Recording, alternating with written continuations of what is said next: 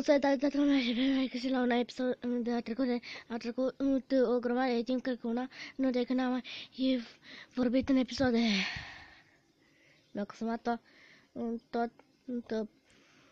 tot aerul din mine, doar să pun în începutul. Astăzi o să fie primul episod din Stick Ranger, jocul meu preferat și care în urmă scoate în pepen. Deci în jocul ăsta o să vedeți. Mai întâi și cum să jucați. Dați play game și dați pe una dintre casetele pe care scrie NEW, New. Da start și va alege boxer, de asta e ca să acum sniper, magician, priest, cred că preot, gunner, whipper și angel. Da, aici avem un boxer, un tip cu sabia, un arcaj, un magician, un popă, un tip cu pistol, un tip cu biciul și un înger. Eu să-mi aleg sniper, magician, prințe. Nu, o să-mi aleg sniper, nu gunner, că ăla consumă bani. Whisper, magician și înger. Start. Și avem aici un cub galben, dăm de 2 ori pe el și începem lupta.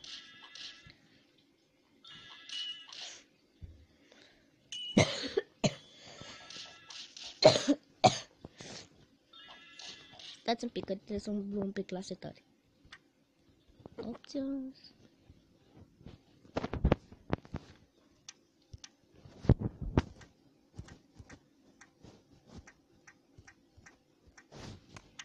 Așa.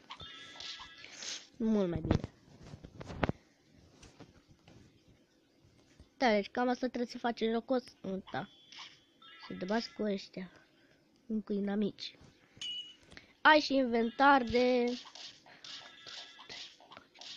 Dați un pic că-mi iau telefonul să calculez.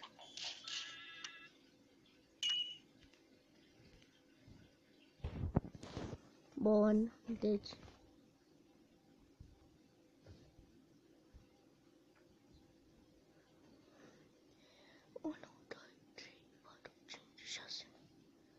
Șase ori 6 ori 4 24. Deci 24 căsuțe. De slotul în care puteți să vă puneți itemele. Avem chiar și un shop pe jocul ăsta. Așa puteți să îi și upgradați. De exemplu la viață, la strength, la dex, nu știu ce asta. Și mag. Nu știu ce asta. Pune acolo. Da, și cât timp se bat acolo, eu pot să vorbesc. Dar nu o să fac. Buha-ha-ha-ha.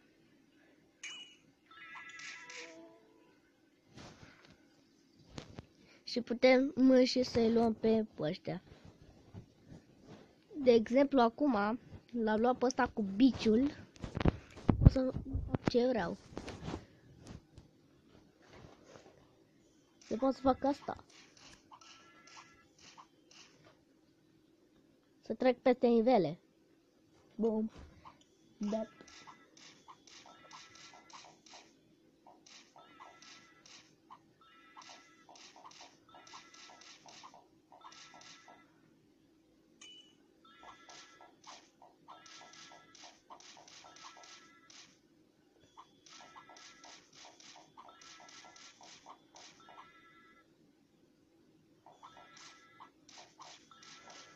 Da, și pe fundalul ăsta negru o să pun și niște efecte și gifuri.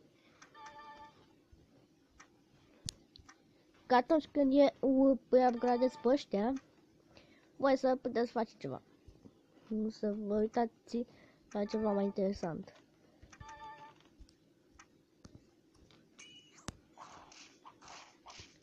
Hai de capul meu. Hai de biciuitorule, că nu degeaba ai fost biciui când erai mic. A, și în amice pot dropa iteme. Bum. Un bici mai bun. Da, și pot să vă dropeze de două de același lucru. De mai multe ori pot să vă dropeze același lucru.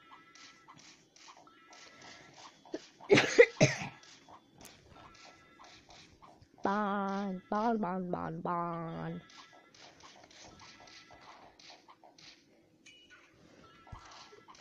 Arcul ăsta, triple shot 1, o să vedea pe spate. Deci cât range de nebun are arcul ăsta. Hai de capul meu.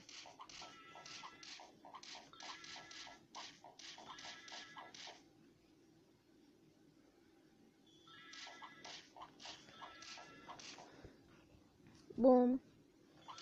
Putem și să vindem itemele pentru mai mult bănet. Sau cum zic eu, mai mult budget. Adică pentru mai mulți bani. Ca să fie clar. Pentru tot să fie clar.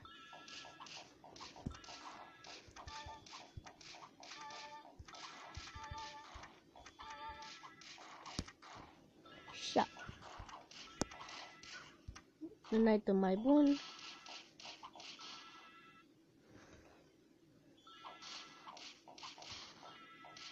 Eu zic să vă luați jocul ăsta, că e chiar interesant. Mai ales dacă aveți o salvare ca a mea, în care aveți sniper,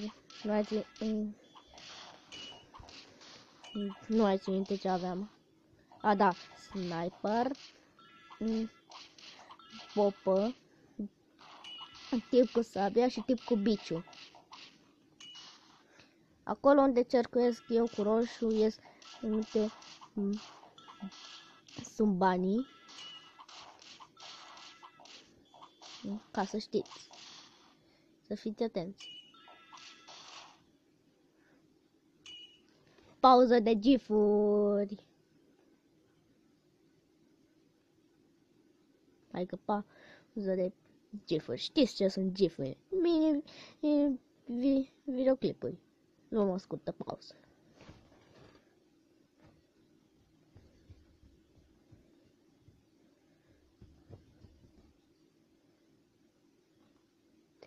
Hai să începem. Boss fight.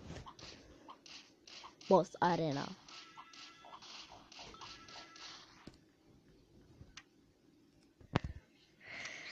Bun, am revenit! Acum am dat seama că videoclipul astea sunt voie de văzut noaptea.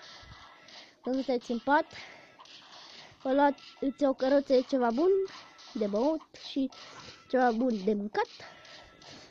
Stați în pat, în ce poziție vreți și vă uitați. Asta a fost bossul. Și când ăștia mor, poți să apeși pe ei, pe căsuța cu ei și dai la revival și lângă textul cu revival vă va apărea suma de bani care va trebui să o dați. În cazul ăsta 40 de bani.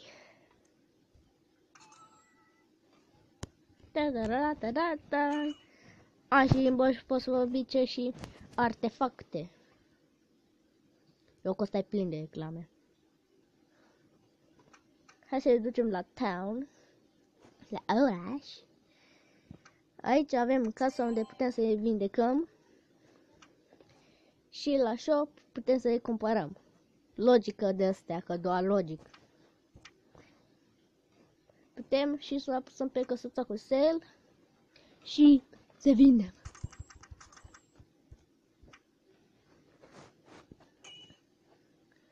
$286. Nu este rău. Ne putem lua Firing 1. Ting! Vindem asta. Schimb pe schimb. Graceland 1. Aici deja se schimbă treaba. Se schimbă șmecheria. Să se pice alte chestii șmechere. Asta îmi place jocul ăsta, că în fiecare nivel îți dă chestii diferite.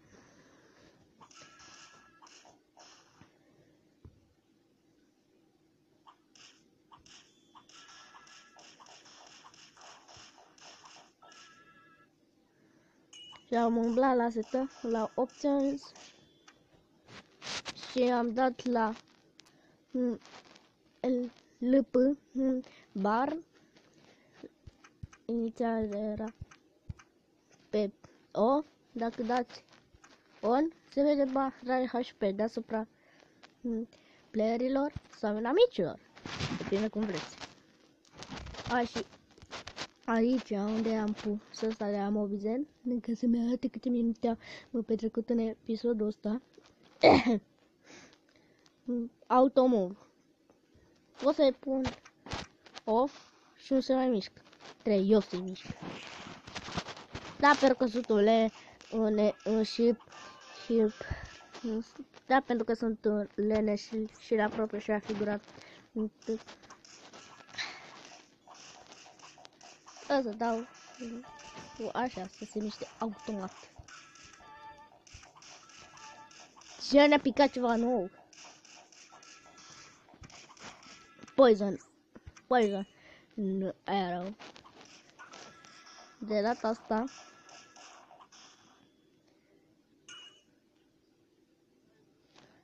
nu te cred, băi.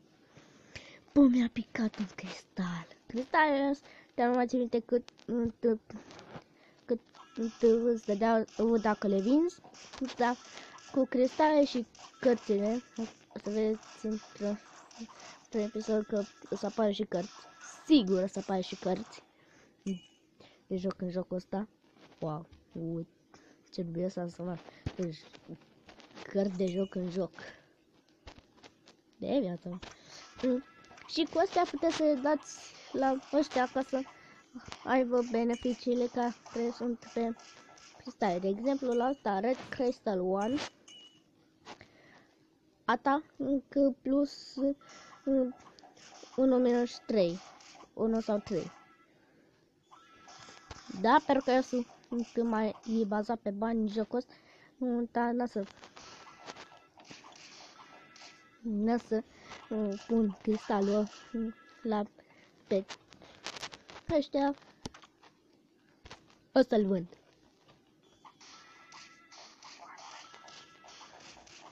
Dacă de acolo încolo.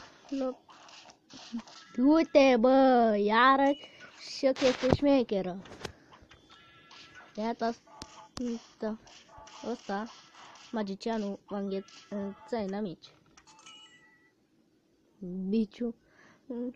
Biciuitorul le văd că e cam ciuruit. Da, și aveți o întreagă lume de explorat pe jocul ăsta. O grămadă de nivele bonus, să vedeți.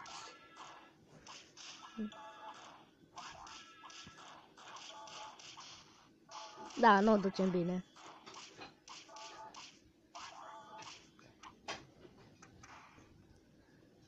Deja doi destroși. N-avem bani. Ting! Ok, deci 150.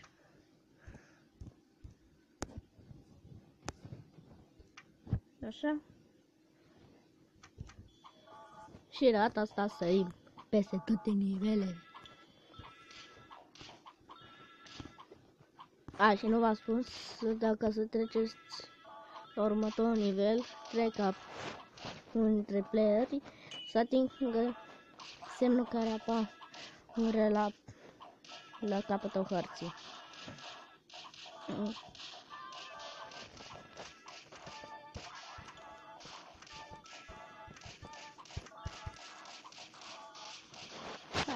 Haideți! Nu vreau să pierd.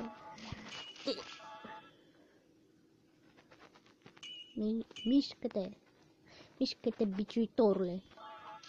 Dacă te biciuiesc eu.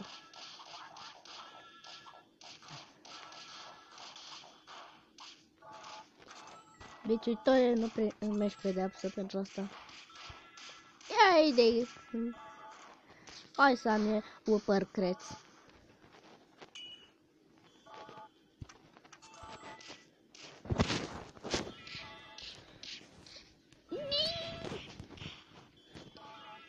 Mai va, mă simt Niani. Ce-s meme-ul ăla? Trebuie să intre interpretații.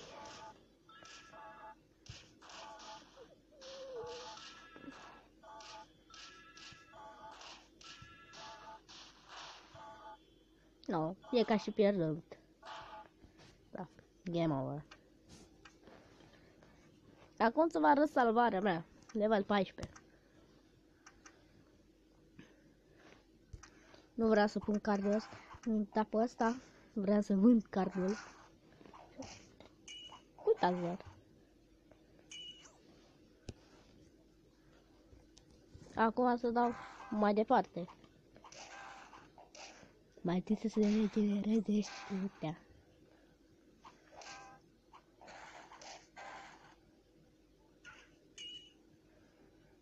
Comparație ăsta cu sabia asta de noob. Comparație. Sabie de noob. Sabie de pro.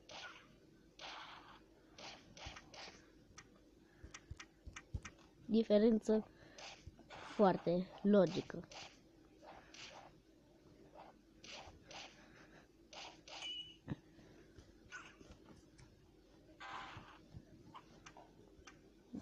Și mai am o salvare în care fost doar sniperi. Până acum 2 dintre sniperi n-au cu arc șmecher. Mai și salvarea asta.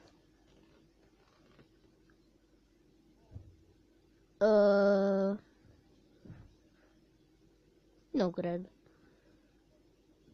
Deci salvarea asta este identică cu salvarea asta de YouTube. În fine. Puteți da și la VS mod, versus mod. Dați și pe MT, dați pe plus, vă alegeți echipa, dați upload, puneți și așa, o selectați și dați versus. Să vă trimită pe pagina asta și puteți să vă alegeți cu ce să vă luptați. Și acum mă dau la asta, la salvarea asta mea șmecheră și să mă bat cu ăsta, doar pentru voi să aveți la ce să vă uitați noaptea. Ready, fight!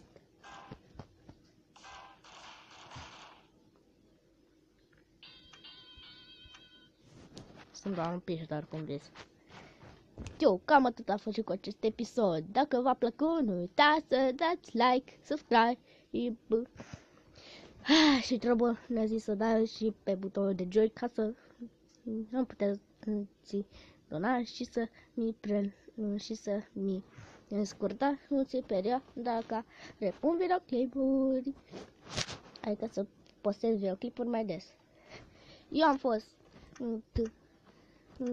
eu am fost Tianis sau pe nume de pe YouTube B-S-P Legend și noi ne auzim